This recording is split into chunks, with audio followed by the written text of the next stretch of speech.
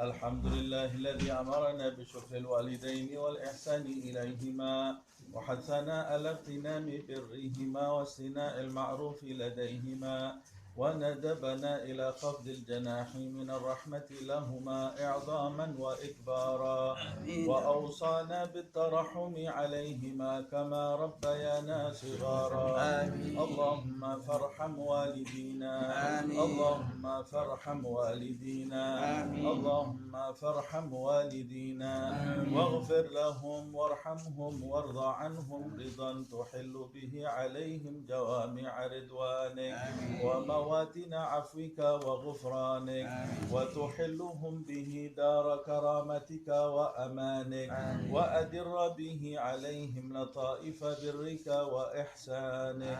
اللهم اغفر لهم مغفرة جامعة تمحو بها سالف أوزارهم وسيئ إصرارهم وارحمهم رحمة تنير لهم بها المجع في قبورهم وتؤمنهم بها يوم الفزع عند نشورهم.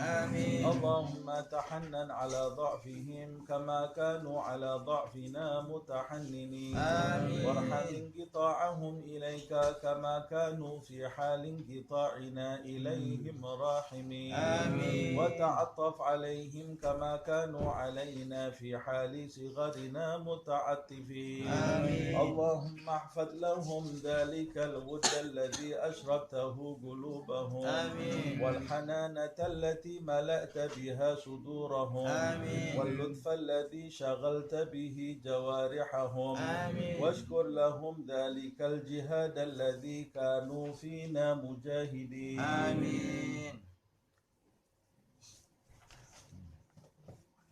ولا تضيع لهم ذلك الاجتهاد الذي كانوا فينا مجتهدين وجازهم على ذلك السعي الذي كانوا فينا ساعين والرعي الذي كانوا فينا راعين أفضل ما جزيت به السعاة المصلحين والرعاة الناجحين. اللهم برهم أضعاف ما كانوا يبروننا وانظر إليهم بعين الرحمة كما كانوا ينظروننا. اللهم هب لهم ما ضيعوا من حق ربوبيتك بما اشتغلوا به في حق تربيتنا وتجاوز عنهم ما قصروا فيه من حق خدمتك بما آثرون به في حق خدمتنا واعف عنهم ما ارتكبوا من الشبهات من أجل ما اكتسبوا من أجلنا ولا تؤاخذهم بما دعتهم إليه الحمية من الهوى لما غلب على قلوبهم من محبتنا وتحمل عنهم الظلمات التي ارتكبوها فيما اجترحوا لنا وسعوا علينا والطف بهم في مضاجع البلا لطفا يزيد على لطفهم في أيام حياتهم بنا. اللهم وما هديتنا له من الطاعات ويسرته لنا من الحسنات ووفقتنا له من القربات ونسألك اللهم أن تجعل لهم منها حظا ونصيبا وما اقترفناه من السيئات واكتسبناه من الخطيئات وتحملناه من التبعات فلا تلحقهم منا بذلك حوبا ولا تحمل عليهم من ذنوبنا ذنوبا. اللهم وكما سررتهم بنا في الحياة فسرهم بنا بعد الوفاة. اللهم ولا تبلغهم من أخبارنا ما يسوءهم ولا تحملهم من أوزارنا ما ينوءهم ولا تخزهم بنا في عسكر الأموات بما نحدث من المخزيات ونأتي من المنكرات وسر أرواحهم بأعمالنا في ملتقى الأرواح إذا سر أهل الصلاح بأبناء الصلاح ولا تقفهم منا على موقف افتضاح بما نجترح من سوء الاجتراح اللهم وما تلونا من تلاوة فزكيتها وما صلينا من صلاة فتقبلتها وعملنا من أعمال صالحة فرضيتها وتصدقنا من صدقة فنميتها فنسألك اللهم أن تجعل حظهم منها أكبر من حظوظنا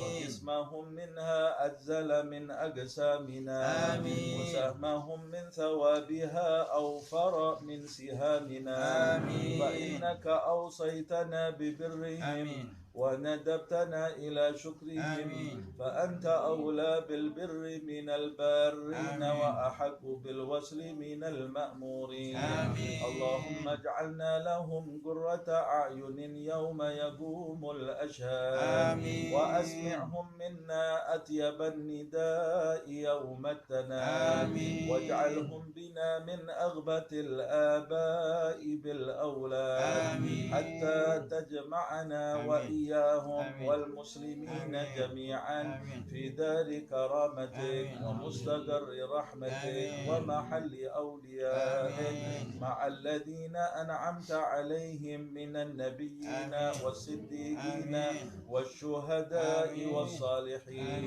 وحسن أولئك رفيقا ذلك الفضل من الله وكفى بالله عليما وصلى الله على سيدنا محمد وآله وصحبه وسلم والحمد لله رب العالمين آمين الفاتحة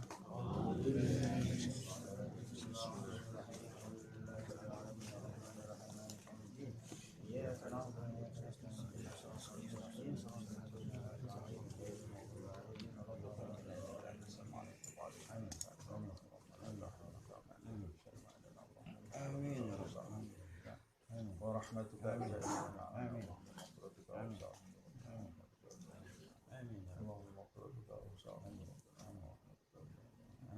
صلى الله على سيدنا محمد وعلى آله وسلم الحمد لله رب العالمين. Lanjutkan kajian tafsir.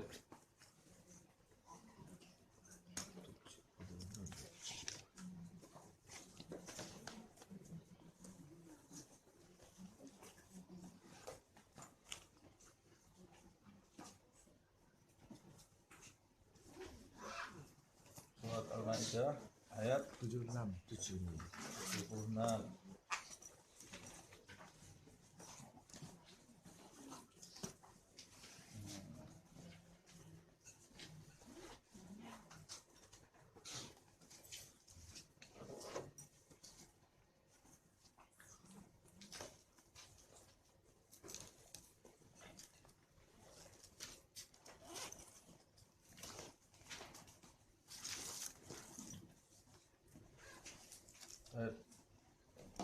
Bismillahirrahmanirrahim. Alhamdulillahirabbil alamin. Allahumma shalli wa sallim ala sayyidina Muhammad wa ala ali sayyidina Muhammad. Nawina ta'allum wa ta'lim wan naf'a wal intifa' wat tadhakkur wat tadhkir wan naf'a wal intifa' wal ifadah wal istifadah wal hath ala tamassuk bi kitabillah wa sunnati rasulih wa du'a ila al-huda wa dalalah ala al-khair ibtigha'a maradatillah wa wajhi wa birrihi wa thawabih subhanahu wa ta'ala. 76 kayaknya sudah.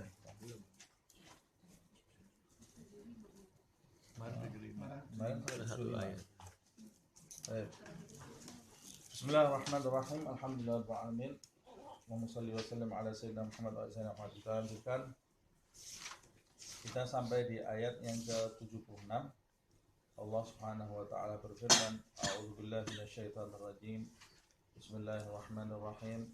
Qul ata'buduna min dunillahi ma la yamliku lakum dharran wala naf'a wallahu huwas sami'ul alim.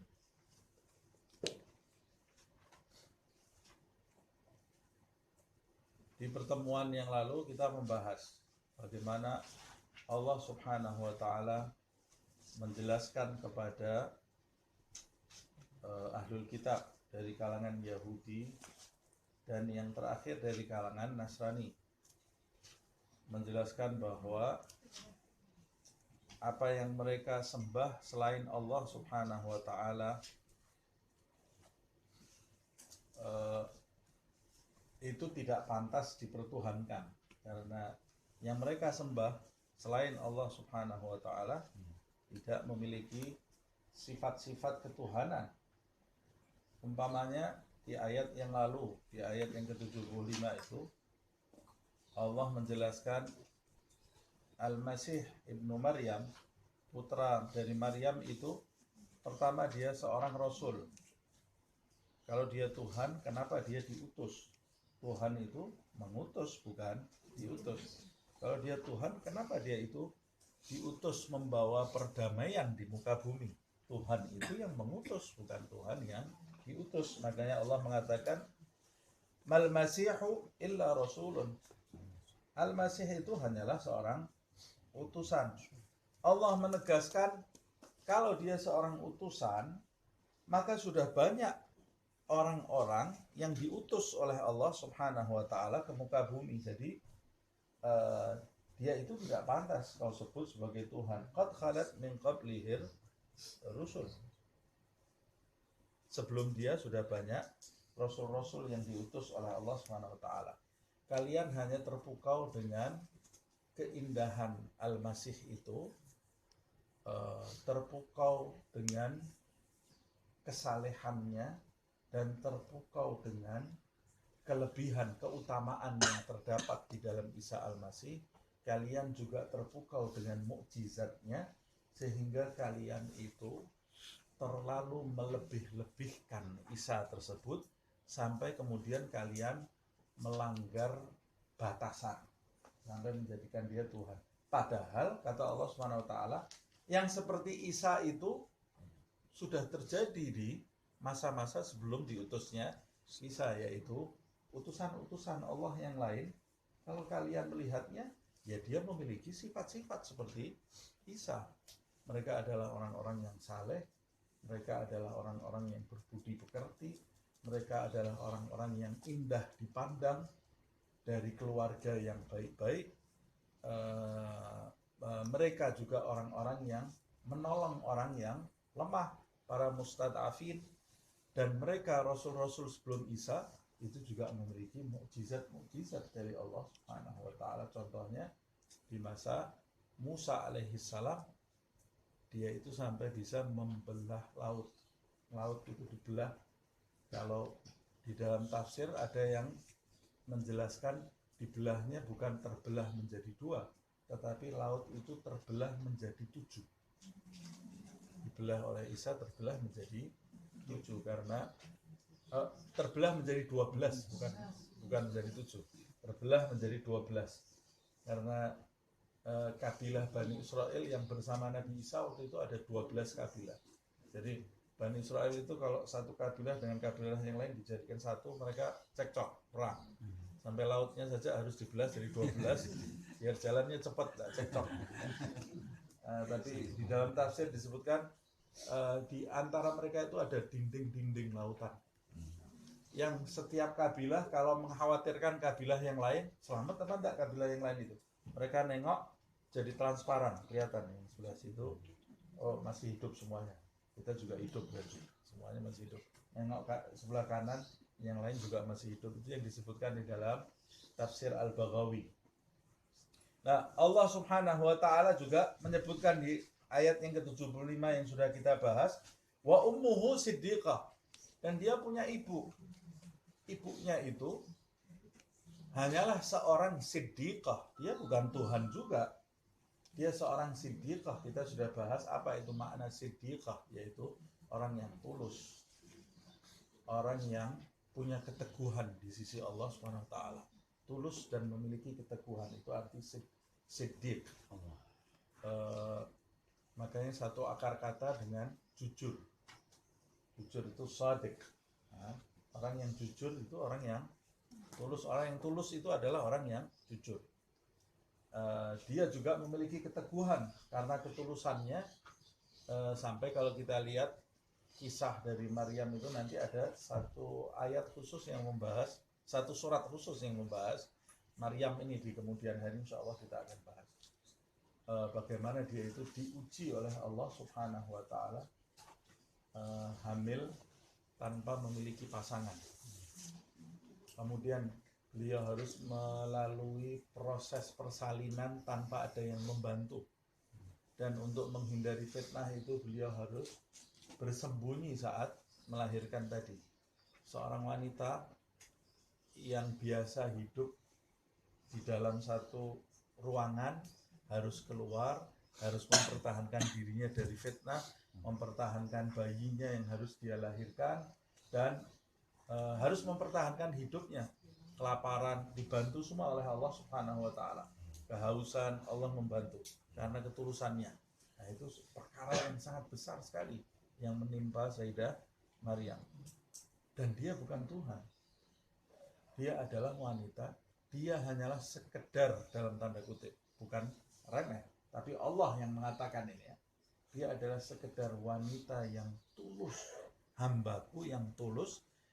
Karena itu ketulusannya aku memberikan kelebihan-kelebihan di dalam hidupnya, memberikan karamah dan mukjizat lahirnya anak tanpa disentuh laki-laki, dan dia bukan Tuhan. Artinya kalau Allah mau, Allah bisa menjadikan Maryam di zaman yang lain. Allah juga bisa menjadikan Isa di zaman yang selain itu. Lalu Allah mau menegaskan bahwa keduanya itu adalah makhluk belaka. Karena ada alifnya di setelah nun ya. Karena berarti mereka berdua ya'kulanit ta'am. Mereka berdua makan makanan. Mereka itu makan. Kalau mereka berdua itu makan, itu sudah membatalkan keyakinan bahwa mereka itu, atau membatalkan asumsi bahwa mereka berdua adalah Tuhan. Karena Tuhan tidak memerlukan apa-apa, tidak memerlukan tempat, tidak memerlukan penopang. Tuhan itu dia adalah zat yang maha berdikari, tidak memerlukan pertolongan siapapun, tapi selain dia memerlukan pertolongan dari dirinya, Allah Subhanahu wa Ta'ala. Baik, kita lanjutkan. Di ayat ke-76 Allah menjelaskan, setelah penjelasan semua di atas itu tentang hal-hal yang menyimpang yang kalian yakini, Allah memerintahkan Nabi Muhammad SAW, "Qul," katakan hai Muhammad kepada mereka semua, "Ata'buduna min dunillah," apakah mereka itu mau menyembah selain Allah Subhanahu wa Ta'ala? Apakah kalian itu menyembah sesuatu selain Allah Subhanahu wa Ta'ala? Maksudnya apakah di sini, mengapa kalian menyembah sesuatu selain Allah Subhanahu wa Ta'ala yang tidak pantas kalian sembah, ma la yamliku lakum darran wala naf'an, yang kalian tahu, yang kalian sembah itu tidak memegang manfaat, tidak memegang madarat, tidak memiliki madarat buat kalian, dan tidak memiliki manfaat buat kalian. Nabi Isa tidak bisa membebaskan madarat buat para pengikutnya. Bahkan dia tidak, yang Isa yang disembah oleh mereka itu juga tidak bisa membebaskan madarat untuk dirinya sendiri. Isa yang disembah oleh mereka ya, tidak bisa membebaskan madarat untuk dirinya sendiri. Bagaimana bisa membebaskan madarat untuk orang lain ketika dia itu ditangkap kemudian disalib? Bagaimana Tuhan tidak bisa menyelamatkan dirinya sendiri? Dia ditangkap kemudian dia disalib. Ini kita berdiskusi seperti ini, kita tidak sedang menghina keyakinan orang lain, tapi inilah keyakinan umat Islam, dan Allah Subhanahu wa Ta'ala menjelaskan kepada umat Islam, inilah keyakinan yang benar. Bagaimana Tuhan kok tidak bisa menyelamatkan dirinya sendiri dari madarat. Buktinya dia ditangkap, kemudian dia disalib. Dan dia tidak bisa memberikan manfaat bagi siapa-siapa kecuali atas izin Allah Subhanahu wa taala. Walaupun sebetulnya yang disalib itu memang bukan Isa.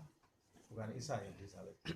Nah, begitu pula Allah Subhanahu wa taala di dalam ayat ini mau menjelaskan bahwa selain Allah Subhanahu wa taala sebetulnya tidak ada yang bisa mendatangkan manfaat dan tidak ada yang bisa mendatangkan madarat kecuali atas izin Allah Subhanahu wa taala. Kalau Allah tidak mengizinkan, ya itu tidak akan terjadi. Termasuk kadang-kadang walaupun secara tidak langsung kita itu tidak menyembah selain Allah, tapi secara tidak langsung kita itu masih menyembah kepada selain Allah Subhanahu wa taala.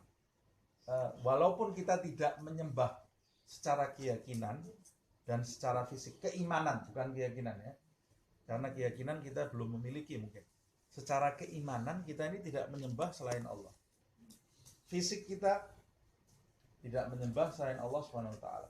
Tapi kita sebagian besar di antara kita masih memiliki ketergantungan kepada selain Allah Subhanahu wa taala. Itu menuhankan juga. Menuhankan selain Allah Subhanahu wa taala. Ketergantungan kepada obat. Kalau saya tidak minum obat ini, saya tidak mungkin baik. Itu kamu menuhankan obat. Walaupun tidak kita ucapkan, tapi itu ada tertancap di dalam diri kita. Kalau saya mau menyembuhkan sakit saya, harus apa? Saya harus ke dokter itu. Dokter lain-lain tidak mungkin bisa sembuh. Harus ke dokter. Kalau ke dokter itu pasti saya sembuh. Ada di dalam hatinya kepastian. Seakan-akan yang menyembuhkan dirinya itu adalah dokter itu. Ini sebetulnya menuhankan selain Allah Subhanahu wa taala, tapi bukan syirik ya. Bukan syirik ini ya. Nah, jadi orang yang masih punya rasa bersandar kepada selain Allah Subhanahu wa taala, dia tidak perlu syahadat setiap waktu. Itu kan karena lemahnya iman. Lemahnya iman. Dia sudah meyakini sebetulnya bahwa Allah itu yang berkuasa atas segala sesuatu, tapi karena lemahnya iman, dia itu masih juga bersandar kepada selain Allah Subhanahu wa taala. Walaupun lemahnya iman itu secara logikanya dia sudah paham ini adalah sesuatu yang tidak benar, sesuatu yang tidak benar. Nah, dalam keyakinan Ahlus Sunnah wal Jamaah kita dicontohkan bahwa kita tidak boleh bersandar sama sekali kepada selain Allah Subhanahu wa taala. Dan kata bersandar kepada selain Allah itu adanya di dalam hati, bukan di dalam perbuatan dan ucapan. Jadi kita tidak perlu setiap saat menegaskan ya, dengan ucapan, wah ini obat, saya kalau minum obat ini sembuh atas izin Allah Subhanahu wa taala. Oh saya kalau pergi keluar itu jalan-jalan saya jadi bahagia atas izin Allah Subhanahu wa taala. Semua harus ditegaskan ya, atas izin Allah Subhanahu wa taala. Seakan-akan kalau saya tidak mengucapkan saya itu syirik. Tidak perlu, karena syirik itu ada di dalam hati. Menduakan Tuhan itu ada di dalam, menyembah selain Tuhan itu ada di dalam hati. Kalau saya mengatakan umpamanya saya kalau minum obat A cepat sembuhnya. Tapi di dalam hati keyakinan saya kan saya ini tahu bahwa ini sembuh atas izin Allah Subhanahu wa taala. Berarti saya syirik atau enggak? Enggak perlu lah. Kamu tidak perlu menegaskan segala-galanya dan tidak perlu memerintahkan orang lain untuk menegaskan segala-galanya. Umpamanya ada orang bilang, saya kemarin pergi ke dokter A, keluar dari itu sembuh. Tidak perlu kita atas izin Allah. Atas izin Allah. Seakan-akan kita ini satpamnya iman, ya, satpam keimanan. Ya. Loh, nanti kalau enggak Ustaz lemah imannya, itu urusan dia dengan Allah Subhanahu wa taala. Orang kita sendiri memang masih lemah, mana? Walaupun kita ucapkan ya. Kadang-kadang kita ucapkan atas izin Allah saya ini sembuh. Tetap di hati kamu itu masih bersandar kepada siapa? Urusannya bukan di ucapan, tapi urusannya itu ada di dalam hati. Urusannya ada di dalam hati. Dan hati itu ranah masing-masing, bukan ranah banyak orang. Urusannya masing-masing antara dia dengan Allah Subhanahu wa taala. Nah, Ustaz sekarang kok bahas kalau ranah masing-masing? Ya supaya tahu aja. Kita membahas supaya tahu, karena Allah menjelaskan kepada kita selainnya itu tidak membawa manfaat dan tidak membawa madarat. Bahkan dalam keyakinan Ahlus Sunnah wal Jamaah, kita tidak boleh bersandar kepada makanan dan minuman yang kita makan. Kalau kamu sampai memiliki keyakinan ini ya, keyakinan di dalam hati kamu bahwa yang menghilangkan rasa laparmu adalah makanan yang kau makan, dan yang menghilangkan dahagamu adalah minuman yang kau minum, keyakinan tuh ya, selain Allah Subhanahu wa taala, makanan ini bisa menghilangkan rasa lapar saya. Selain Allah Subhanahu wa taala, minuman ini bisa menghilangkan rasa dahaga saya. Kalau saya memiliki keyakinan seperti itu, saya termasuk orang yang menyekutukan Allah Subhanahu wa taala. Walaupun saya ucapkan, ini makanan ini semua bergantung kepada Allah, tapi saya yakin kalau tidak makan saya laparnya. Oh, berarti kamu ini keyakinan kamu perlu diperbaiki. Nah, sampai kita benar-benar total pasrah yakin hanya kepada Allah SWT. Tidak ada yang bisa memberikan kepada saya madarat. Loh, tapi kok saya kena madarat, Ustaz? Ya itu diizinkan oleh Allah. Allah mengizinkan kamu kena madarat itu. Kalau Allah tidak mengizinkan, kamu tidak bisa kena. Nah, kenapa Allah kok mengizinkan saya kena madarat? Ya urusan Allah. Memang ini negeri ujian kok. Kalau kamu tidak dikasih madarat, kapan teruji iman kamu? Kapan teruji keyakinan kamu kepada Allah? Kapan teruji kebutuhan kamu kepada Allah Subhanahu wa taala? Kadang-kadang manusia itu kalau sudah terlalu lalai, merasa dirinya ini penguasa hidupnya, penguasa nasibnya, sama Allah disentil, dikasih ujian, baru dia nangis-nangis. Ya Allah, saya tidak punya kekuatan, saya ini lemah ya Allah, saya ini perlu kepadamu ya Allah. Itu berarti ujian yang penuh dengan rahmat, yang mengembalikan kita kepada Allah Subhanahu wa taala. Makanya pernah saya sampaikan kan, di dalam riwayat kata Rasulullah SAW, Allah itu kalau mencintai hambanya yang sudah terlalu pasrah kepada dirinya sendiri, bukan pasrah kepada Allah. Ada orang yang terlalu percaya diri, pasrah kepada dirinya sendiri. Makanya kalau di doa Wirdul Latif yang bersumber dari Rasulullah SAW, Rasulullah itu sering berdoa, Allahumma la takilni ila nafsi wala ila ahadin min ghairik. Ya Allah, jangan kau pasrahkan aku kepada diriku sendiri atau kepada selain kamu. Karena ada manusia yang nggak pasrah sama orang, nggak yakin sama orang. Semua mau dikerjakan sendiri. Dia yakinnya sama dirinya sendiri. Padahal pasrah kepada dirinya sendiri itu juga bagian dari menduakan Allah Subhanahu wa ta'ala. Kadang-kadang kalau ada orang yang sudah terlalu pasrah kepada dirinya sendiri, merasa dirinya kuat, merasa dirinya bisa menyelesaikan segala-galanya, merasa semuanya itu bisa dia pegang, merasa semuanya bisa dia kuasai. Kalau Allah masih cinta sama orang itu, disentil sama Allah. Kata Rasulullah SAW, dikasih sakit. Contohnya, sakitnya yang dibuat contoh oleh Rasulullah, sakit perut. Sakit perut di malam hari. Zaman dulu mau ke dokter mana, ada UGD ya. Nah, sakit perut di malam hari, ya perutnya sudah mules, mau kemana ini, mau ke dokter tutup semua. Akhirnya waktu dia sakit perut itu, dia kemudian mengucap, ya Allah, padahal sudah berbulan-bulan dia tidak nyebut Allah. Waktu dalam keadaan terdesak, dia baru mengucap, ya Allah. Kata Rasulullah SAW, waktu dia manggil, ya Allah, Allah menjawab, labbaik ya abdi. Ada apa hendaku? Sudah lama kamu tidak manggil aku. Kamu sudah lama tidak menyapaku. Jadi Allah itu ingin disapa oleh hamba tadi sampai harus memberikan madharat kepada hamba tadi yang tidak ada yang bisa menyelesaikan madharat itu kecuali adalah Allah Subhanahu wa taala. Itu berarti Allah masih sayang kepada hamba tadi. Allah masih sayang kepada hamba. Nah, makanya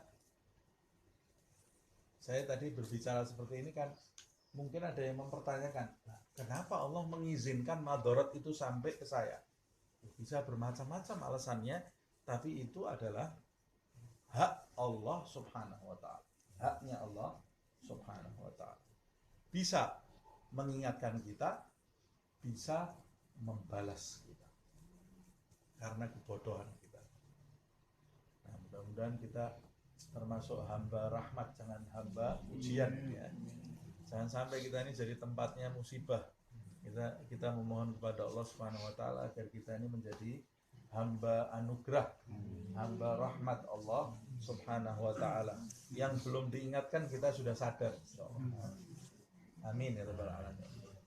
Nah, Sayyidina Umar juga pernah mengukuhkan ini. Tidak ada yang bisa memberi manfaat, tidak ada yang bisa memberi madarat kecuali Allah Subhanahu wa taala. Suatu ketika Sayyidina Umar itu sedang tawaf. Waktu dia tawaf sampai di Hajar Aswad, disunnahkan untuk mencium Hajar Aswad atau melambaikan salam kepada Hajar Aswad. Nah, di masa Sayyidina Umar itu terdapat orang-orang yang keyakinannya itu mulai menyimpang. Mulai menyimpan keyakinannya. Cuma belum keluar. Keyakinan yang menyimpang itu banyak keluar setelah wafatnya Sayyidina Umar bin Khattab. Kata Hudzaifah, salah satu sahabat pemegang rahasia Nabi Muhammad SAW. Di dalam hadis Bukhari disebutkan, Hudzaifah itu mengatakan, kata Rasulullah, engkau hai Umar, engkau itu adalah sumbatnya fitnah. Sumbatnya fitnah itu adalah kamu. Jadi ketika wafat Sayyidina Umar, sumbatnya fitnah itu lepas. Fitnah itu tersebar di mana-mana. Mulai tersebarnya fitnah itu di zaman Sayyidina Utsman, yang paling parah di zaman Sayyidina Ali. Ya. Makanya dan itu fitnahnya itu sudah tidak terbendung. Sayyidina Umar sendiri meninggalnya kan dibunuh. 4 khalifah itu 3 khalifah matinya dibunuh semuanya. Ya. Sayyidina Abu Bakar yang meninggalnya tidak dibunuh. Itu saja ada yang mengatakan Sayyidina Abu Bakar itu meninggalnya juga syahid, terbunuh. Loh, terbunuh karena apa? Tidak ada sejarah yang mengatakan terbunuh. Oh iya, waktu Rasulullah masih hidup, dia pernah diracun oleh orang Yahudi. Jadi Rasulullah pernah duduk di satu tempat bersama para sahabatnya. Ada seorang Yahudi yang membuatkan makanan. Makanan itu sudah dibubuhi racun. Disajikan kepada Rasulullah dan para sahabat. Waktu Rasulullah mau makan, makanannya ini bicara ke Rasulullah pakai bahasa Arab. La ta'kulni ya Rasulullah. Ya Rasulullah, jangan kau makan aku. Jadi Rasulullah ini bisa bicara bukan cuma sama hewan, sama benda juga bisa bicara Nabi Muhammad SAW. Kalau Nabi Sulaiman kan cuma dengan hewan. Nasinya ini atau makanannya ini bicara ke Rasulullah, jangan kau makan kami ya Rasulullah. Ini yang buat Yahudi itu meletakkan racun pada kami. Rasulullah bilang, jangan dimakan. Ada satu sahabat yang sudah terlanjur makan banyak sampai mati. Termasuk diantaranya Sayyidina Abu Bakar As-Siddiq. Makan sedikit. Ada pendapat yang mengatakan seperti itu. Kalau itu betul berarti 4 khalifah ini matinya syahid semuanya. Ya. Ada juga yang mengatakan Sayyidina Abu Bakar itu matinya terbunuh juga. Tapi terbunuh rindunya kepada Rasulullah SAW. Jadi sejak wafatnya Nabi Muhammad SAW itu dia merindukan Nabi Muhammad SAW. Sampai ada riwayat yang mengatakan kadang-kadang dia kalau bicara dari mulutnya ini bau sate seperti daging dibakar karena hatinya dia, jantungnya kebakar rasa rindu kepada Rasulullah SAW. Sampai seperti itu cintanya kepada Nabi Muhammad SAW. Nah, Sayyidina Umar itu waktu masih tawaf, dia tahu nih ada sekelompok orang di kanan kirinya yang keyakinannya mulai menyimpang. Keyakinannya mirip dengan keyakinan orang-orang yang sekarang yang suka ngomong syirik gitu ya. Sedikit-sedikit hati-hati syirik. Pakai cincin syirik. Pakai cincin syirik. Saya ngomong, wah ini cincinnya ada khasiatnya. Syirik. Cincin kok ada khasiatnya. Kamu pakai gelang buatan orang Jepang itu. Katanya ada gelang itu. Kalau pakai gelang ini bisa sehat. Enggak syirik gitu ya. Enggak syirik. Kalau pakai cincin, ini batunya ada khasiatnya. Syirik. Nah, apa itu? Minum air dibaca air bacaan syirik. Semua syirik, pusing kita ya. Yang masuk surga sedikit nanti, semuanya di neraka karena syirik semuanya. Nah, di masa Sayyidina Umar orang seperti itu sudah ada. Dalam riwayat itu disebutkan waktu Sayyidina Umar mau mencium Hajar Aswad, Sayyidina Umar itu mengucap secara jelas. Jadi terdengar orang-orang yang di kanan kirinya. Di sebelahnya Sayyidina Umar ada Sayyidina Ali. Hai batu Hajar Aswad. Sayyidina Umar bicara dengan batu ini. Kamu ini adalah batu yang tidak ada manfaatnya dan tidak ada madharatnya, kata Sayyidina Umar. Andaikan aku tidak melihat Rasulullah menciummu, maka aku tidak akan mencium kamu. Aku ini mencium kamu hanya karena Rasulullah mencium kamu. Tapi kamu adalah batu yang tidak ada madharat dan tidak ada manfaatnya. Orang-orang sebagian berpendapat, loh, Sayyidina Umar waktu itu tidak paham. Tidak paham. Sayyidina Umar kok tidak paham? Sayyidina Umar itu orang yang ilmunya luar biasa. Jangan kau samakan Sayyidina Umar dengan diri kamu. Ini sahabat yang selalu melazimi Nabi Muhammad SAW. Jadi tidak mungkin dia tidak memiliki pemahaman di dalam akidah. Akidahnya sangat kuat sekali Sayyidina Umar dan memiliki pemahaman yang menyeluruh. Jadi kalau guru saya mengatakan Sayyidina Umar waktu itu mengucapkan hal tersebut bukan karena tidak paham, tapi dia mengucapkan hal tersebut menyindir orang-orang yang punya keyakinan bahwa Hajar Aswad itu tidak ada manfaat dan tidak ada madharatnya. Terlalu berlebih-lebihan gitu ya. Kemudian Sayyidina Umar diingatkan oleh Sayyidina Ali. La ya khalifah bal yadur wa yanfa. Wahai khalifah, bahkan Hajar Aswad itu bermanfaat dan bermadharat, kata Sayyidina Ali. Hah? Sayyidina Umar kemudian nengok. Kaifa dzalik ya Ali? Padahal ini sudah saling kong kali kong ini ya. Sayyidina Umar paham ngomong seperti itu supaya Sayyidina Ali jawab supaya orang itu tahu. Jadi dia mengumpamakan dirinya itu tidak paham, tapi mustahil Sayyidina Umar tidak paham. Sayyidina Umar paham. Itu penjelasan dari guru saya. Kemudian kata Sayyidina, nah itu bermanfaat dan bermanfaat. Bagaimana hai Ali? Batu kok bisa bermanfaat dan bermanfaat? Bukankah Rasulullah SAW mengatakan bahwa nanti batu Hajar Aswad itu di hari kebangkitan diberi mata dan diberi mulut oleh Allah Subhanahu wa Ta'ala, juga diberi kaki. Dia nanti akan berkeliling di Hajar Aswad itu menyebut nama-nama orang yang pernah melambaikan salam kepadanya, bersaksi baik untuk orang-orang tersebut. Berarti manfaat tak? Manfaat. Tapi yang mengizinkan manfaat itu siapa? Allah Subhanahu wa Ta'ala. Yang beri dia mata nanti Allah, yang beri dia kaki juga Allah Subhanahu wa Ta'ala. Jadi dari sini kita harus tahu batasannya. Mendatangkan manfaat dan madharat itu bisa terjadi pada semua zat atas izin Allah. Nah, di sini berbicara hakikat. Dalam kehidupan sehari-hari yang mendatangkan manfaat dan madharat itu banyak sekali. Banyak sekali. Virus mendatangkan madharat. Mendatangkan madharat. Obat mendatangkan manfaat. Tapi pada hakikatnya sumber madharat dan manfaat itu adalah Allah Subhanahu wa Ta'ala. Jadi kita harus bedakan antara ikhtiar dalam kehidupan sehari-hari dan keyakinan di dalam hati. Keyakinan di dalam hati yang mendatangkan manfaat dan madharat hanya Allah. Tapi dalam kehidupan sehari-hari kita tidak bisa berpangku tangan. Tidak bisa kita berpangku tangan. Sakit, ya Allah sembuhkan saya ya Allah, nangis, tapi tidak mau berusaha. Tidak bisa. Loh, katanya mendatangkan manfaat dan madarat Allah. Ya, tapi Allah menginginkan kamu mencari obat, berusaha, keluar, ketemu orang, ketemu dokter.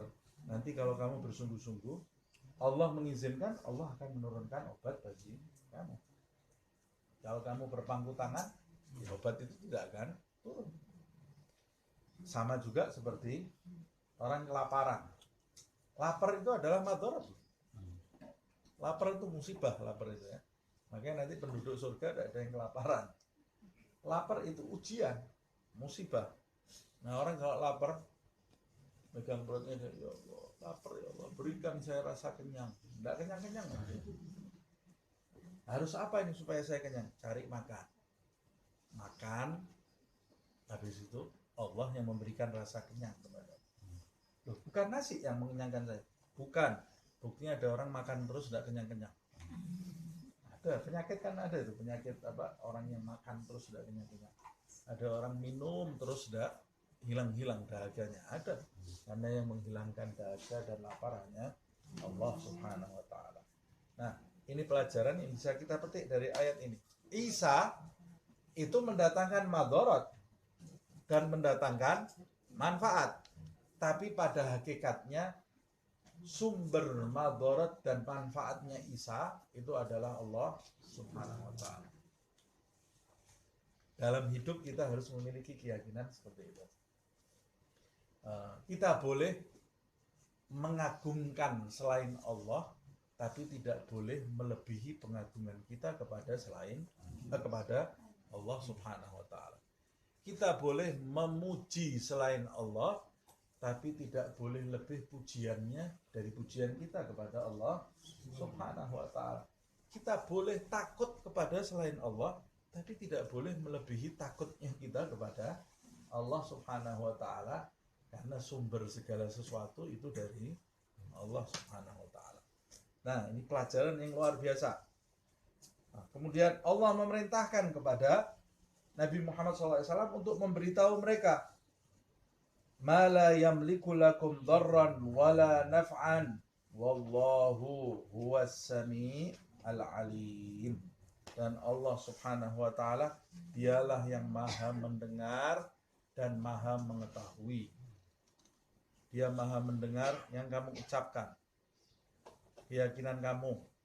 Allah dengar kamu mengucapkan hal-hal yang tidak baik, menyekutukan Allah Subhanahu wa taala. Allah dengar.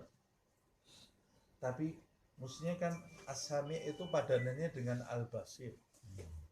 Al-Basir yang maha mendengar lagi maha melihat. Tapi di sini As-Sami' disejajarkan dengan Al-Ali. Karena kadang-kadang itu yang terlihat itu tidak sesuai dengan kenyataan. Tapi kalau mengetahui itu di atas melihat. Mengetahui itu di atas melihat. Mengetahui itu tahu tujuan, tahu isi hati. Allah Subhanahu wa taala juga mengetahui tujuan kamu dan isi hati kamu. Saat kamu mendengarkan nasihat dari kekasihku Muhammad SAW, Allah tahu apa yang ada di dalam hatimu. Allah tahu apa maksud-maksud dan tujuan kamu, hai ahlul kitab. Allah Subhanahu wa taala juga tahu ketika kamu sujud, sujudnya untuk siapa. Allah juga tahu. Jadi yang dimaksud menyembah itu pada hakikatnya bukan badan yang membungkuk dan badan yang sujud, tapi yang dimaksud menyembah adalah hati yang membungkuk dan hati yang sujud. Sebab kalau yang dimaksud menyembah itu adalah badan yang membungkuk dan badan yang sujud, berarti kita semua nyembah Ka'bah. Karena kita membungkukkan badan dan sujud ke depan Ka'bah. Bukan. Ka'bah itu kan hanya arah saja. Nah, terus yang kita sembah siapa? Allah. Nah, Allah di mana? Nah, Allah tidak terikat dengan tempat dan tidak terikat dengan waktu. Jadi saya menyembah Allah Subhanahu wa taala tidak dengan raga saya, tapi saya menyembah Allah Subhanahu wa taala dengan jiwa saya. Fa aynama tuwallu fathamma wajhullah, kata Allah. Kemanapun kalian menghadap, kalian akan mengarah kepada wajah Allah subhanahu wa ta'ala. Allah tidak terikat dengan tempat. Loh, terus kenapa saya harus menghadap ke Ka'bah? Kalau kamu menghadap ke Ka'bah, memiliki keyakinan Allah ada di Ka'bah, kamu sudah kufur. Allah tidak ada di Ka'bah, dan Allah tidak ada di arah Ka'bah itu. Terus kenapa saya harus menghadap ke arah Ka'bah? Untuk menyeragamkan. Allah memerintahkan kita, ayo seragam arahnya ke arah Ka'bah. Ka'bah itu kiblat raga kita supaya seragam, tapi kiblat jiwa kita, hati kita adalah Allah. Kalau fisik kita ke arah Ka'bah, tapi jiwa kita berpaling dari Allah subhanahu wa ta'ala, maka kita tidak sedang menyembah Allah subhanahu wa ta'ala. Kalau kita berdoa membelakangi Ka'bah, tapi jiwa kita menghadap Allah subhanahu wa ta'ala, ya kita sedang minta kepada Allah subhanahu wa ta'ala. Nah, Allah maha tahu hati kita itu mengarah kepada siapa. Nah, makanya Nabi Muhammad SAW pernah menjadikan onta sebagai hajis. Nabi itu pernah sholat supaya tidak dilewati orang. Ada onta duduk, Nabi sholat di depannya onta. Allahu Akbar. Supaya orang tidak lewat lalu lalang di depannya. Tahu hajis, sitar itu supaya orang bisa lewat ke sana itu ya. Kalau kita sutrah itu.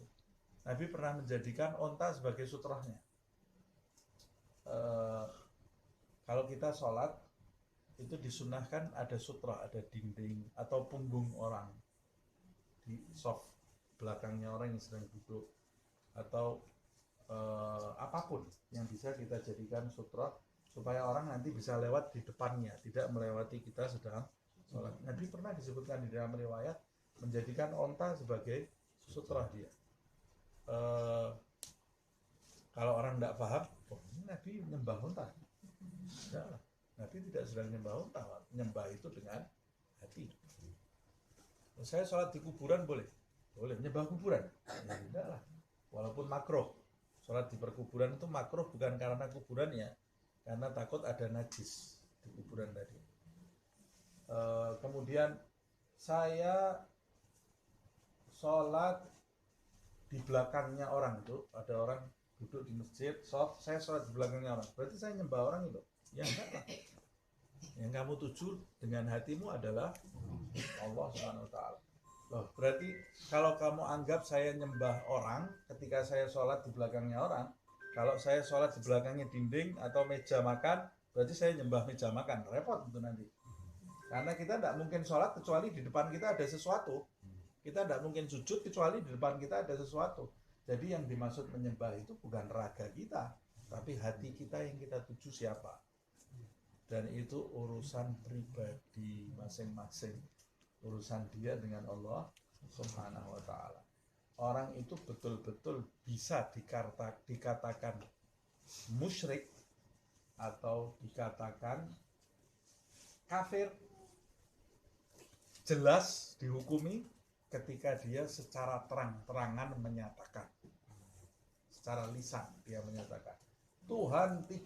Nah, ini sudah jelas musyrik. Nah, saya na'udzubillah min dzalik, keluar dari Islam. Ini sudah jelas murtad. Sudah, ini pernyataan. Kalau tidak ada yang menyatakan dengan lisan atau dengan perbuatan, umpamanya perbuatan di dalam kitab disebutkan ambil Quran disobek-sobek karena ingin menghina atau diinjak Quran itu karena ingin menghina. Ini jelas perbuatan yang menjadikan seseorang itu keluar dari Islam. Nah, selebihnya urusan dia dengan Allah Subhanahu wa ta'ala. Orang datang ke kuburan, ya urusan dia dengan Allah, niatnya apa? Kalau datang ke kuburan mau duduk pakai sarung, pakai mukena, niatnya apa? Saya mau nyembah orang yang dikubur ini, ya sudah jelas syirik. Tidak usah ke kuburan, kamu di rumah aja niat mau nyembah yang dikubur di sana, kamu sudah syirik. Tidak usah ke kuburan. Tapi kalau datang ke kuburan niatnya apa kamu? Mau ziarah, mau minta manfaat agar Allah menurunkan manfaat kepada saya. Dari mana? Syireknya di mana? Karena Allah bisa menurunkan manfaat kepada orang yang menziarahi kuburan para wali. Kalau tidak yakin, mulai besok tidak usah ziarah Nabi Muhammad. Kamu ziarah Nabi Muhammad, tujuan kamu apa? Karena di pusara Nabi Muhammad SAW itu sumber rahmatnya Allah SWT. Nah, kalau Nabi Muhammad bisa mendatangkan manfaat kuburannya ketika kita menziarahi, pewarisnya Nabi Muhammad SAW juga bisa menurunkan manfaat ketika kita menziarahinya atas izin Allah SWT. Alhasil semua ini ada manfaatnya ketika kita mengarahkan hati kita kepada Allah Subhanahu wa taala. Tempat ada manfaatnya. Ada barokahnya. Tempat yang digunakan untuk kajian, untuk ibadah, itu tempat itu ada berkahnya. Sama juga tempat yang digunakan untuk maksiat terus berhari-hari. Ya ada madharatnya tempat itu. Kamu masuk ke tempat itu pasti sumpah. Ini ada apa nih tempat ini? Tempat yang digunakan untuk perbuatan taat ada manfaatnya. Tempat yang digunakan untuk perbuatan maksiat juga ada madharatnya. Allah mengetahui isi hati kita. Jadi kamu tidak usah jadi satpam di muka bumi ini karena Allah itu tahu isi hati hambanya masing-masing. Loh itu pura-pura, ya sudah urusan dia dengan Allah. Kecuali kalau secara terang-terangan dia menyatakan. Begitu pula yang dilakukan oleh ahlul kitab. Ayat yang ke-77, Qul ya ahlal kitabi la taghlu fi dinikum ghairal haqqi. Berikutnya Allah Subhanahu wa taala berfirman, katakan pula hai Muhammad sallallahu alaihi wasallam kepada ahlul kitab, ya ahlul kitab, hai ahlul kitab. Ahlul kitab yaitu sekali lagi Yahudi dan Nasrani.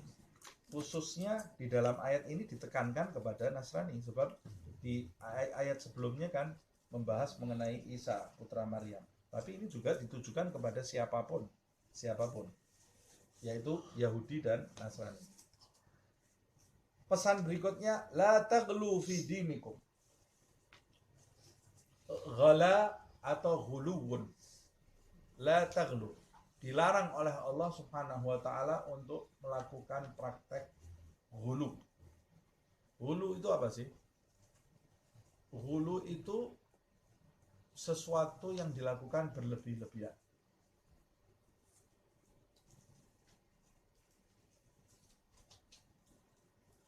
Tapi ghulu itu bisa positif dan bisa negatif. Makanya kata taghlu atau yaghlu itu kadang di dalam bahasa Arab digunakan untuk orang yang meneliti sesuatu sampai seluk-beluknya.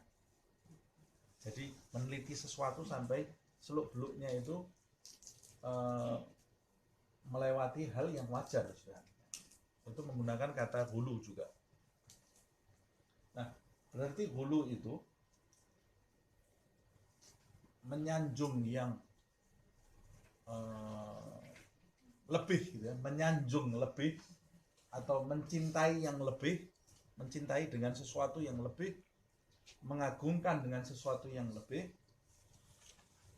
itu bisa positif juga. Makanya di dalam ayat ini ditekankan la taghlu, bukan berhenti ya ahlal kitabi la taghlu fi dinikum, selesai. Enggak. Kalau dalilnya seperti itu, ya berarti kita tuh tidak boleh muji siapa-siapa kecuali Allah. Tapi di dalam ayat ini Allah menekankan la taghlu fi dinikum ghairal haqqi. Ini yang harus garis bawahi ini ya. Ghairal haqqi artinya apa? Tanpa kebenaran, di luar kebenaran, di luar batas yang diajarkan. Jangan kamu berlebih-lebihan dengan cara yang tidak wajar, dengan cara yang tidak wajar menurut agama, menurut tuntunan Nabi Muhammad tuntunan Allah Subhanahu wa ta'ala dan para anbiya Allah Subhanahu wa ta'ala. Nah, berarti kalau ada penekanan ghairal haqqi, berarti dalam tanda kutip ada hulu yang hak. Dalam tanda kutip, walaupun tidak wajar istilah ini digunakan ya. Biasanya kata-kata hulu itu kalau di sekitar kita kata-kata hulu itu konotasinya langsung ke negatif lah. Tapi Allah Subhanahu wa ta'ala di sini menekankan ghairal haqqi. Jadi yang diperingatkan ahlul kitab pertama, yaitu Yahudi dan Nasrani. Kemudian yang dilarang berlebih-lebihan tanpa kebenaran, atau yang tidak dibenarkan di dalam agama.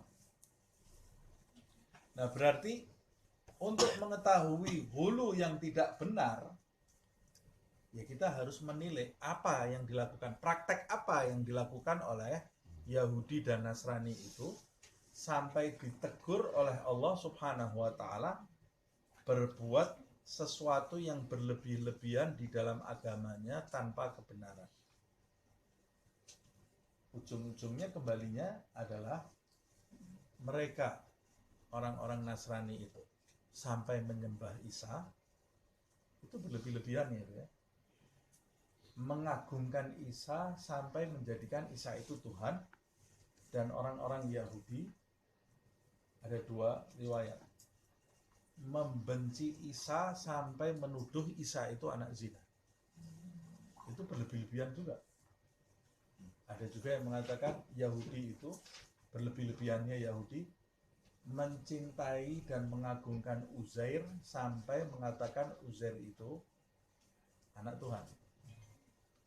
Dalam ayat disebutkan Uqal Yahud Uzair ibnullah, Uqal Nasara Isa ibnullah. Orang Yahud mengatakan Uzair itu anak Tuhan. Isa mengatakan, orang Nasrani mengatakan Isa itu anak Tuhan. Nah, ada yang mengatakan hulu mereka itu adalah ini.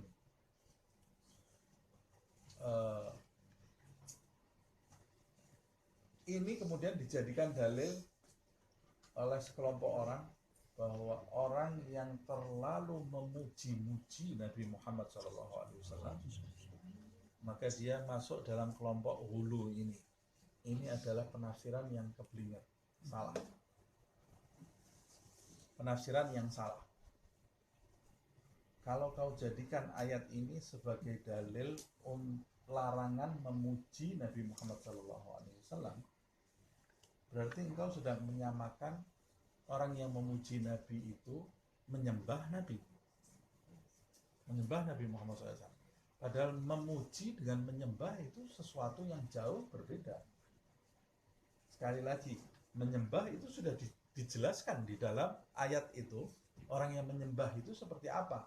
Orang yang menyembah itu yang memiliki keyakinan orang yang dia atau makhluk yang dia eluk-elukan itu membawa manfaat dan madorot bagi dirinya terpisah dari Allah SWT. Dia secara individu memiliki madorot dan manfaat yang terpisah dari Allah SWT. Sama seperti yang diyakini orang-orang Nasrani kepada Isa. Nah, itu yang namanya menyembah. Itu tidak menghormati. Tapi kalau saya mengatakan Isa itu menghidupkan orang mati, dalam keyakinan saya, tidak usah diucapkan. Dalam keyakinan saya tahu dia itu menghidupkan orang mati karena izin Allah. Saya tidak sedang menyembah Isa, tapi itu saya sedang memuji Isa, memuliakan Isa, karena dia termasuk hamba yang dicintai Allah sampai dia diizinkan Allah menghidupkan orang mati. Paham maksud saya? Nah, tapi di dalam hadis Rasulullah SAW beberapa kali melarang sahabatnya untuk memuji diri Rasulullah SAW. Ada beberapa hadis karena tawaduknya Nabi Muhammad SAW. Rasulullah itu orang yang sangat rendah hati. Kadang-kadang ketika dia mengingat kebesaran Allah Subhanahu wa ta'ala, dia itu malu kalau ada orang yang mengeluh-elukan dirinya. Karena mengingat kebesaran Allah Subhanahu wa taala. Samalah seperti kita umpamanya. Kita belajar dengan satu orang yang alim, kita belajar. Karena kita belajar, kita dapat ilmu, kemudian kita punya murid. Murid kita kan tidak kenal dengan guru kita, kenalnya dengan kita. Tiba-tiba guru saya datang umpamanya. Kemudian murid saya memuji-muji saya di depan guru saya. Malu enggak saya? Malu lah. Tapi murid saya ketika memuji saya itu berlebih-lebihan enggak? Ya enggak lah. Dia itu taunya saya. Dan dia tahu saya belajar dari si fulan itu. Tapi karena cintanya dia kepada saya, dia belajarnya kepada saya, dia memuji-muji. Umpamanya seperti itulah. Nabi Muhammad SAW itu malu kadang-kadang timbul di dalam dirinya rasa malu bahwa dia ini tidak memiliki apa-apa karena dia selalu menyaksikan Allah Subhanahu wa taala.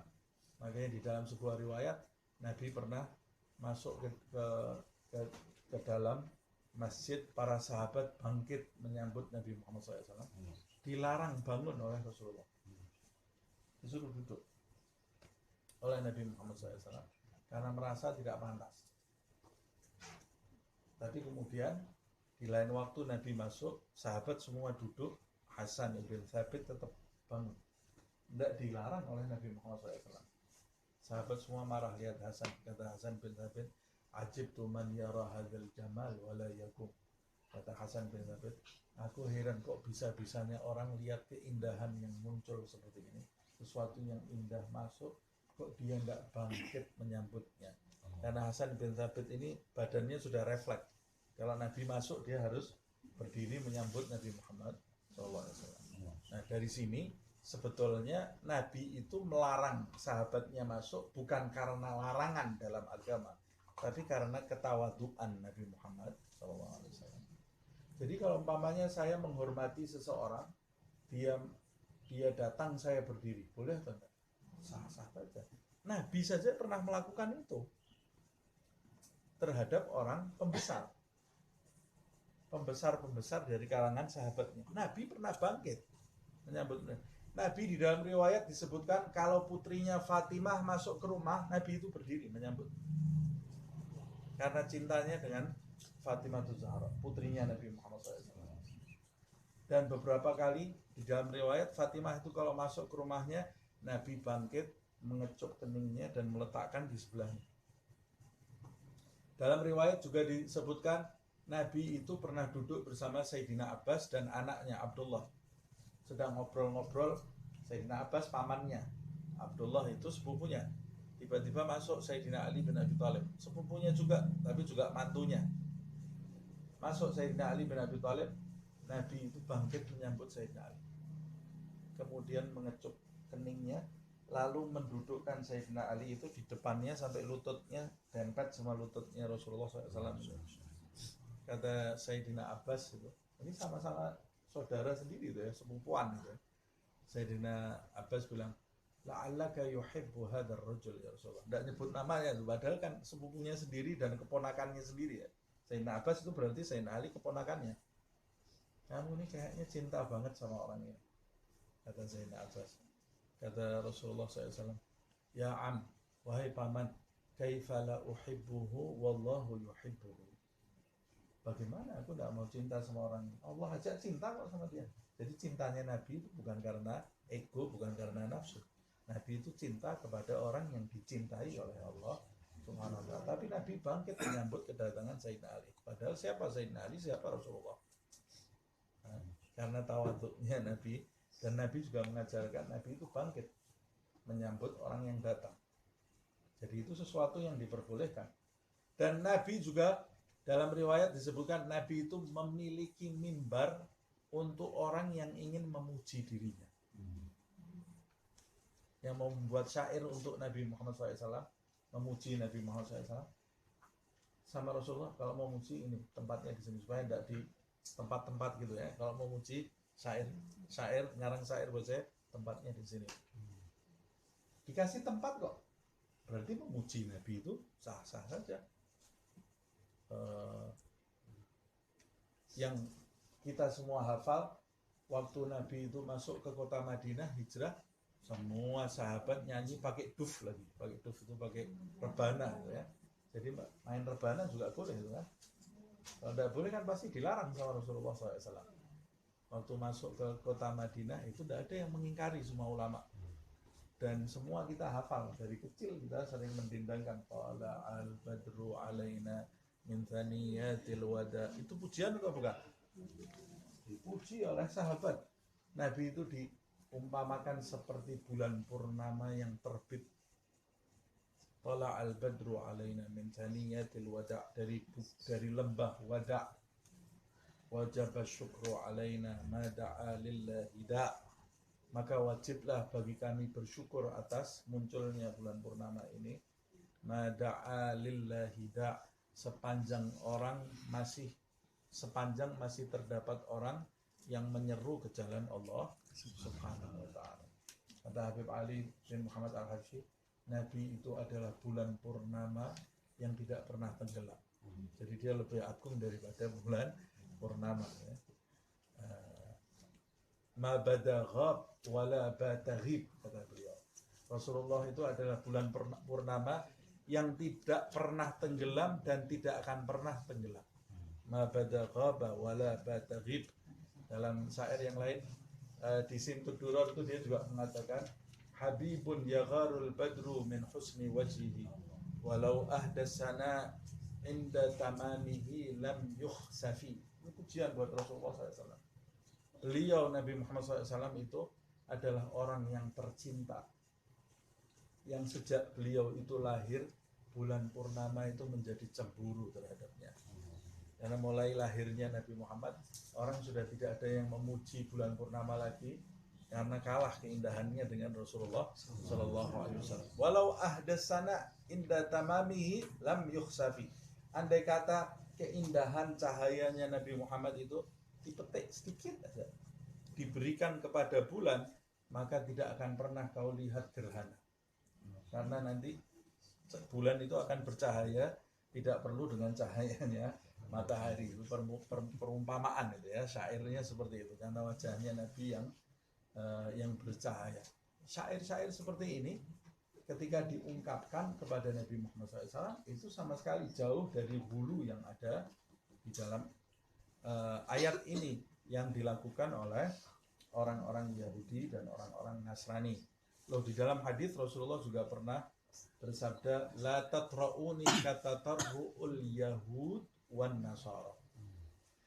Janganlah kalian melebih-lebihkan aku, memuji-muji aku seperti pujian Yahudi dan pujian Nasrani. Nah, ini juga hadis ini dijadikan dalil supaya kita tidak memuji Nabi Muhammad SAW. Bagaimana kita tidak memuji? Kita tidak memuji, Allah saja memuji.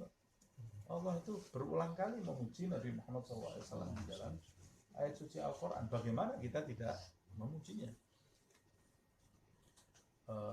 Dan terus hadis itu bagaimana? Hadis itu kembalinya seperti ayat ini.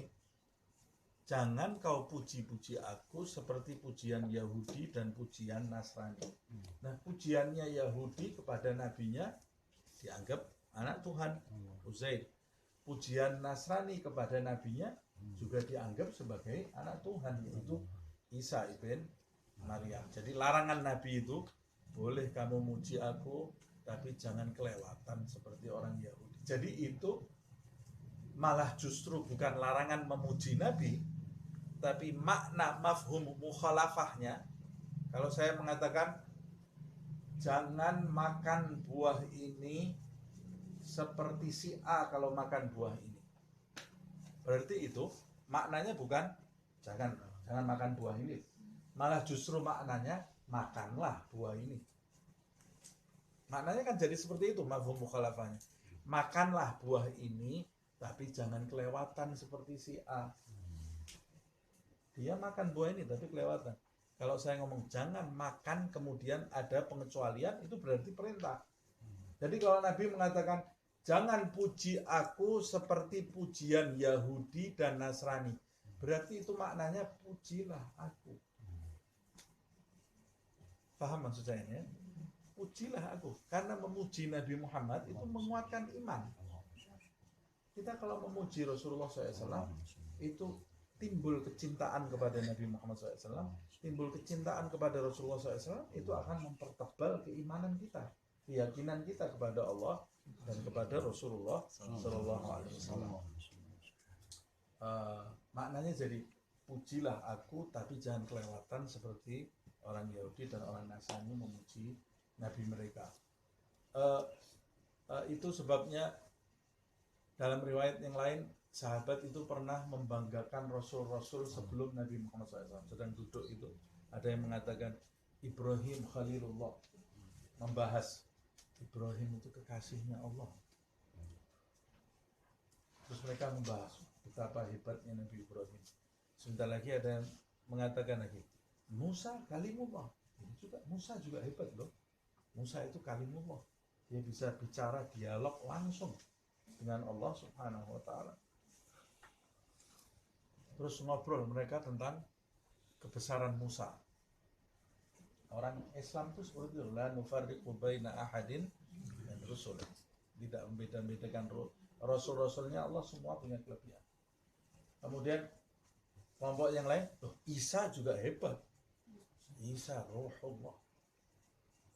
Langsung ditiupkan nyawanya tanpa perantara oleh Allah Subhanahu wa ta'ala. Terus mereka ngobrol tentang kebesaran Isa, Ibrahim, Musa. Tiba-tiba Nabi Muhammad itu lewat, dengar mereka ini sedang membicarakan rasul-rasul yang terdahulu. Nabi itu kemudian nimbrung bersama mereka, jangan lupa wa ana habibullah. Kata Rasulullah, aku Ibrahim Khalil, Musa Kalim, Isa Ruh, aku adalah kecintaannya Allah Subhanahu wa ta'ala. Wa ana habibullah. Jangan sampai kita ini memuji-muji nabi-nabi, rasul-rasul terdahulu, nabi kita sendiri tidak kita puji. Itu sama seperti orang yang membanggakan orang tua, bapaknya orang di mana-mana, bapaknya sendiri tidak pernah dibanggakan. Jangan pernah kita membahas kelahirannya Musa. Musa itu waktu lahir seperti ini, dibahas. Di Al-Quran yang dibahas. Isa itu waktu lahir seperti ini. Hebat proses kelahirannya Isa. Proses kelahirannya Musa, luar biasa, selamat dimasukkan. Kita bahas. Proses kelahirannya nabi-nabi kita bahas zaman dulu. Masa kecilnya nabi-nabi zaman dulu kita bahas. Yusuf waktu masih kecil itu seperti ini. Ismail waktu masih kecil kejadiannya seperti ini. Dibahas semua. Kelahirannya nabinya sendiri tidak dibahas. Kehebatan proses kelahiran Nabi Muhammad SAW, dia tidak bahas. Bahkan kalau nyatet proses kelahiran nabinya dibaca bareng-bareng, bid'ah dhalalah finnar, la ilaha illallah. Dari mana? Nah, proses kelahirannya banyak nabi dijelaskan di dalam Al-Quran. Masa proses kelahiran nabi kita sendiri kita tidak boleh baca bareng-bareng atau memperingatinya di hari kelahiran nabi kita, di bulan kelahiran nabi kita, yaitu bulan Rabiul Awal. Ini orang yang tidak memahami konsep beragama. Dalil-dalil yang mereka gunakan itu dalil-dalil potongan yang mereka tempelkan tidak pada tempatnya. Termasuk dalil ini, la taghlu fi dinikum, harus difahami secara utuh. Kemudian la taghlu fi dinikum ghairal haqqi wa la tattabi'u ahwa'a qaumin qad dhallu min qablu. Dan janganlah kalian itu mengikuti keinginan. Ahwa itu jamak dari hawa, keinginan. Keinginan qaumin. Keinginan suatu kelompok qad dhallu, yang telah sesat. Min qablu, sebelum kalian. Berarti mau menjelaskan ahlul kitab yang ada di zaman Nabi Muhammad SAW, mereka itu mengikuti pola hidup atau pola keyakinan umat-umat sebelum mereka. Nah, ada yang mengatakan ayat ini menjelaskan Ahlul kitab yang ada di zaman Nabi itu sesat karena mereka mengikuti kesesatan orang-orang tua mereka. Tapi ada juga yang menafsirkan Ahlul kitab, baik kalangan Yahudi atau Nasrani, baik yang di zaman Nabi atau sebelum Nabi, mereka itu sesat karena mengikuti kaum lain, bukan kaum mereka sendiri.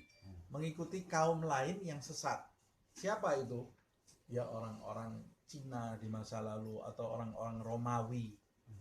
Orang-orang Romawi kan memiliki banyak Tuhan juga. Ada dewa matahari, ada orang Yunani. Makanya kita lihat Bani Israel itu waktu dibawa keluar, ceritanya di dalam Al-Quran dibawa keluar oleh Nabi Musa, baru lolos dari kejaran Fir'aun ya. Baru lolos dari kejaran Fir'aun, melewati lembah, lihat ada orang menyembah matahari, menyembah patung. Terus di dalam Al-Quran dijelaskan, mereka bicara ke Nabi Musa, ya Musa, ij'al lana ilahan ka ilah. Musa, kok kamu buatkan buat kita Tuhan-Tuhanan seperti mereka itu. Jadi mereka itu memang gampang labil gitu ya, gampang berubah keyakinannya, gampang terpengaruh dengan keyakinan orang lain. Nah, jadi ada yang menafsirkan ayat ini, la tattabi'u ahwa'a qaumin, yaitu jangan kalian mengikuti keinginan sekelompok kaum yang tidak benar. Kalian itu sudah dikasih kitab oleh Allah Subhanahu wa taala. Jadi mereka itu terpengaruh dengan orang-orang keyakinan Yunani, orang-orang Romawi di masanya, sampai kemudian mereka itu membuat ajaran yang benar itu menjadi menyimpang.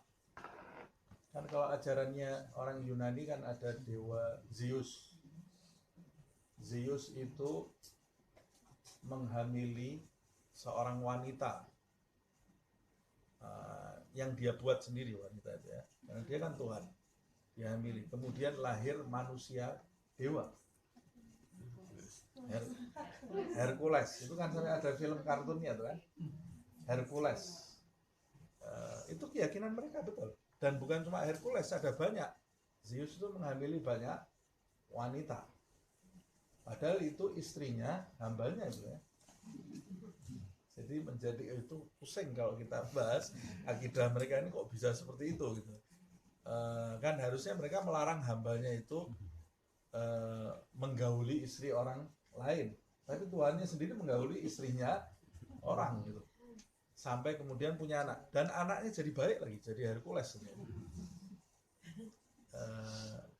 Kemudian sampai akhirnya jadi dewa, jadi Tuhan. Nah itu ada pengaruhnya buat orang-orang yang memang jiwanya itu condong kepada kesesatan, sehingga memutarbalikkan agama yang tadinya benar menjadi kemudian ada anak Tuhan itu tadi. Ini penafsiran sebagian ahli tafsir gitu ya. Jadi ada beberapa pendapat. Saya ulangi lagi. Yang pertama yaitu ahlul kitab di zaman Nabi yang mengikuti kesesatan kaum sebelumnya, yaitu datuk-datuk mereka yang membuat Tuhan anak. Ada lagi yang pendapat mengatakan enggak, ini buat datuk-datuk mereka di zaman dulu yang sesat karena mengikuti keinginan sekelompok kaum yang punya agama yang tidak ada sumbernya, buatan sendiri.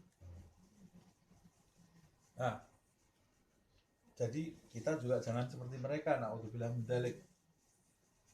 Agama yang diajarkan Nabi Muhammad SAW itu agama yang sempurna, tidak usah pakai dibanding-bandingkan dengan agama yang lain. Agama kita itu agama yang lurus, hanifan, musliman, wa ma ana minal musyrikin. Min qablu, orang sekelompok kaum yang sesat sebelum mereka, wa adallu katsiran, dan mereka itu bukan cuma sesat tapi menyesatkan banyak umat manusia, sehingga timbullah pengikut dari zaman ke zaman, dari tahun ke tahun, dari abad ke abad, dari generasi ke generasi, yang tidak habis-habisnya orang sesat ini itu akibat dari pencetusnya di masa lalu. Bayangkan ini dosa jariahnya seperti apa ya. Pengikut itu tidak habis-habis sampai di zaman kita ini.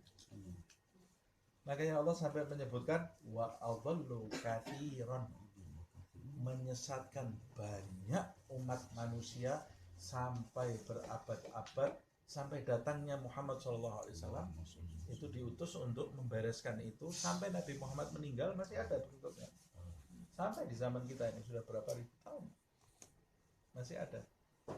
Nah, makanya kita ini kalau tidak paham sesuatu jangan ngomong. Kalau mau sesat itu masih mending kita sesat sendiri.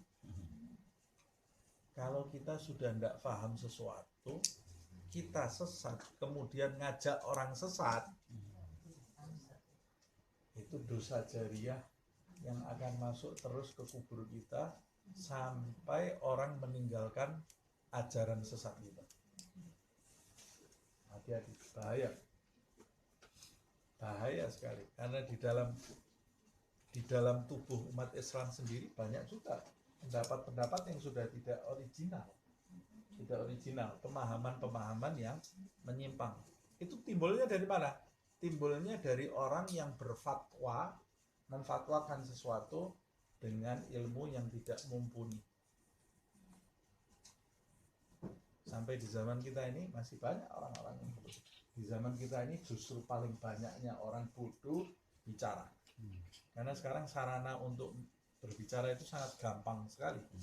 Kita tahu satu lembar kitab bisa jadi ustadz kita sekarang ini. Corongnya lewat streaming ini didengar langsung oleh ribuan umat manusia. Kemudian kalau 1.000-2.000 umat manusia itu sepakat dengan kita, 1.000 orang itu nanti punya anak. Anaknya diajari seperti mereka. Kalau satu orangnya punya 2 anak saja, ya sudah jadi berapa ribu. Nah, dan itu akan muncul terus nanti di setiap zaman. Na'udzubillah min dzalik.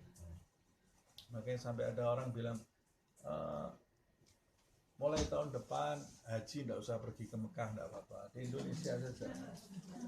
Indonesia itu lebih suci daripada Mekah. Buktinya subur. Mekah itu isinya tanah sama batu. Ini dia ngomong seperti ini mungkin nggak paham dia.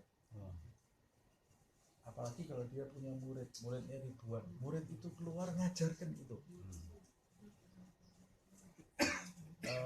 Cahayanya Allah nggak mungkin padam.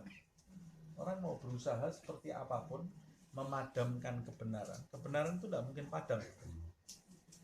Tapi yang berbahaya itu orang tersebut berani-beraninya spekulasi, kok tidak takut nanti dia ditanya oleh Allah Subhanahu wa ta'ala.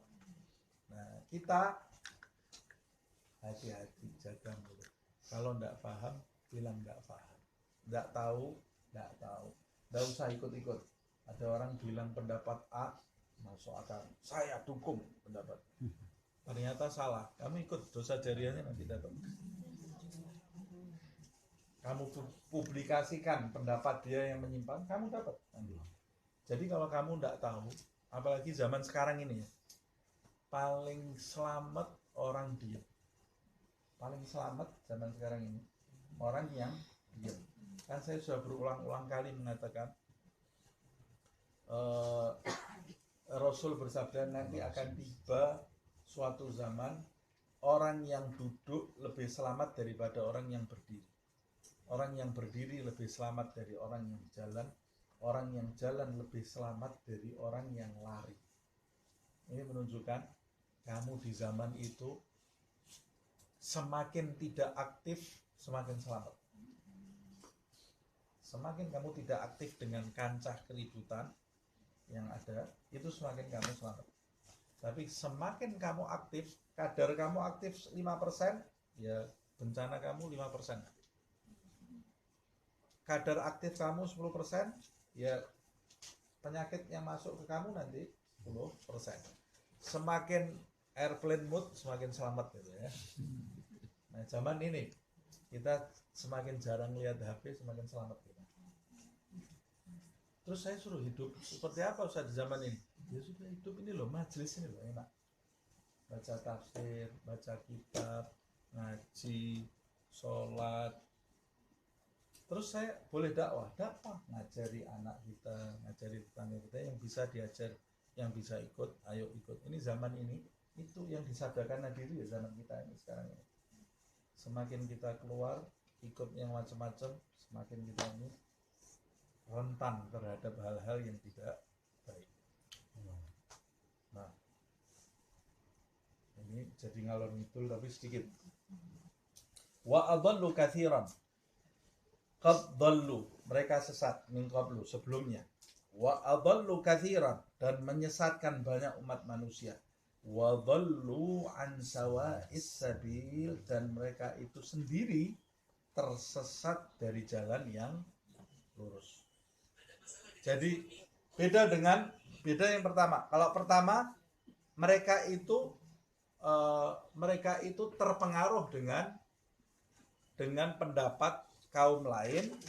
Kata Allah Subhanahu wa taala, "Dallu qad dallu min qablu."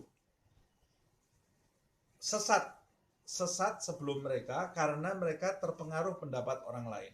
Tapi ditutup di ayat ini, wa dhallu an sawa'is sabil. Apa bedanya dhallu di sini dengan dhallu yang di atas?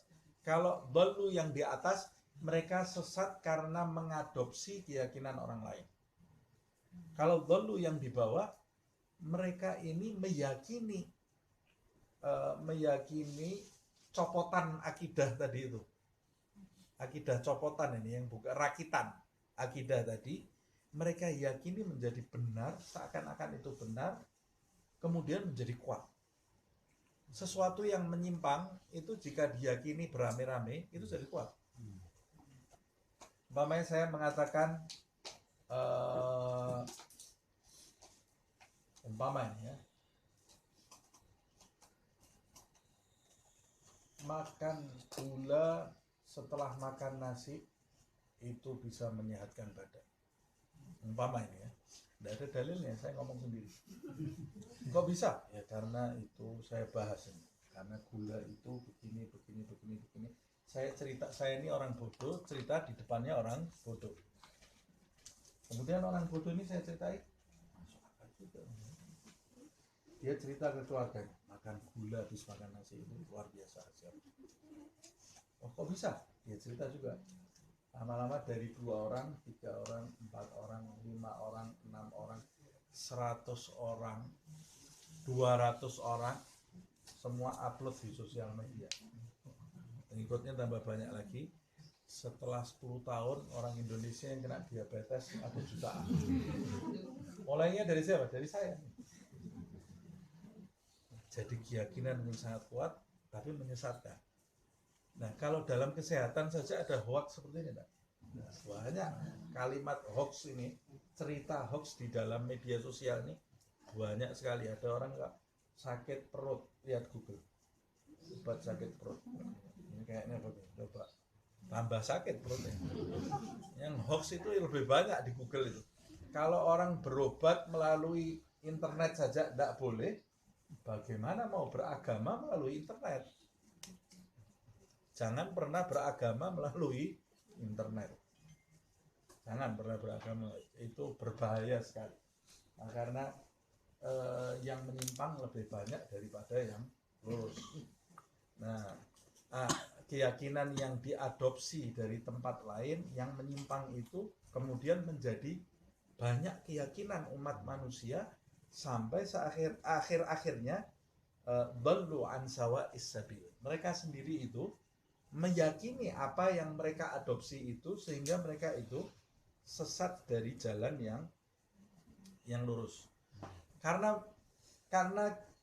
orang yang keyakinannya menyimpang itu lebih sulit disadarkan daripada orang yang maksiat secara fisik, tapi keyakinannya lurus.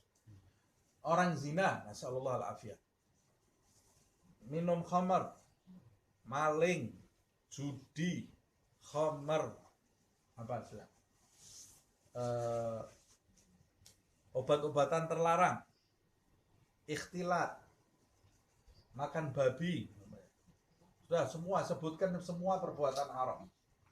Semua yang melakukan perbuatan haram ini, mereka semua sadar kalau ini salah. Walaupun kadang-kadang kalau ditanya, kamu salah? Enggak, saya tidak salah. Pasti di hati kecilnya pasti ada rasa bersalah. Karena mereka tahu ini salah. Tapi orang yang keyakinannya menyimpang, itu dia tidak merasa dirinya salah. Dia merasa dirinya paling benar. Jadi maksiat yang paling berbahaya itu bukan zina. Saya tidak mengatakan zina itu tidak berbahaya loh ya. Zina itu berbahaya. Tapi yang saya katakan maksiat yang paling berbahaya adalah menyimpangnya akidah. Itu maksiat paling berbahaya. Orang yang menyimpang akidahnya itu orang yang paling susah ditolong. Kecuali kalau Allah menghendaki dia lurus. Sebab yang mau ditolong itu merasa dia itu yang pantas menolong. Susah loh, ada orang tenggelam, ayo ini saya, ayo kamu saya tolong, enggak usah nolong saya. Padahal dia sudah mau mati nih. Padahal dia mau mati, gengsinya luar biasa. Jadi dia yang tenggelam, tapi dia merasa dia itu yang selamat. Dia tidak tahu kalau dirinya, dia tidak tahu ada bahaya yang akan menimpa dirinya. Orang kalau umpamanya ada bahaya yang mau menimpa dirinya, umpamanya kita tahu, ini orang kalau tidak saya ingatkan, hidupnya sebentar lagi bahaya. Tapi orang yang mau kita ingatkan itu tidak percaya sama kita. Bisa tidak kita ingatkan? Bisa. Susah. Kita meyakinkannya juga susah. Sebagian besar, mayoritas, dia akan ingat ketika bahaya itu sudah menimpa. Sebagian besar orang yang akidahnya menyimpang itu, dia akan sadar ketika Israel datang. Makanya jaga akidah kita. Jangan main-main dengan keyakinan. Dan jaga keyakinan anak-anak kita. Jangan menyimpang dari keyakinan Nabi Muhammad SAW. Nah, terus keyakinan sawa'us sabil itu seperti apa? Sawa'us sabil itu ketika kamu mempelajari agama dari orang yang memiliki mata rantai pemahaman. Maksudnya pemahamannya tidak bergeser dari guru-guru, dari guru ke guru, dari guru ke guru sampai ke Rasulullah SAW. Ya seperti apa sih Ustaz? Ya sudah keyakinannya orang-orang tua kita. Orang-orang tua kita sebelum masuk paham yang aneh-aneh ini. Dulu orang tua kita itu seperti apa sih keyakinannya? Itu yang lurus. Ustaz, orang tua saya dulu bukan Islam. Nah, ini memang agak rumit kalau mau dijelaskan. Nah, bagaimana sih keyakinan yang benar itu? Ya sudah belajar akidah yang benar. Belajar akidah yang benar dengan guru yang pemahamannya. Wallahu a'lam. So, mudah-mudahan kita semua selamat dari penyimpangan dari kesesatan akidah. Dan mudah-mudahan begitu pula anak-anak kita, pasangan hidup kita, keluarga kita. Begitu pula umat Nabi Muhammad SAW. Semoga diberi petunjuk oleh Allah Subhanahu wa Ta'ala kembali ke jalan Nabi Muhammad SAW, kembali ke jalan yang diridhai oleh Allah Subhanahu wa Ta'ala, dan semoga Allah Subhanahu wa Ta'ala mengampuni dosa-dosa kita, kesalahan kita, mengampuni dosa-dosa umat Nabi Muhammad SAW, dan menjadikan kita semua sebagai umat Nabi Muhammad SAW yang sebenar-benarnya. Amin ya rabbal alamin.